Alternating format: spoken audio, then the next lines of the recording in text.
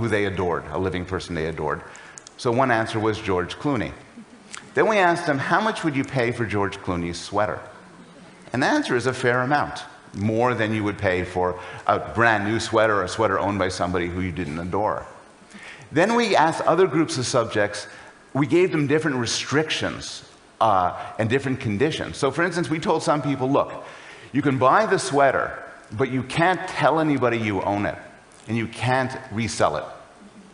That drops the value a bit, suggesting that that's one reason why we like it. But what really causes an effect is you tell people, look, you could resell it, you could boast about it, but before it gets to you, it's thoroughly washed. That causes a huge drop in the value. As my wife put it, you've washed away the Clooney cooties. So let's go back to art.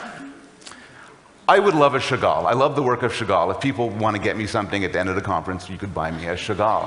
But I don't want a duplicate, even if I can't tell the difference. That's not because, or it's not simply because I'm a snob and want to boast about having an original. Rather, it's because I want something that has a specific history.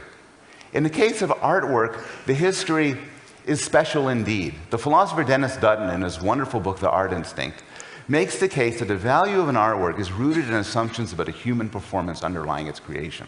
And that could explain the difference between an original and a forgery. They may look alike, but they have a different history. The original is typically the product of a creative act. The forgery isn't. I think this approach can explain differences in people's taste in art. This is a work by Jackson Pollock. Who here likes the work of Jackson Pollock? Okay. Who here does nothing for them? They just don't like it. Okay.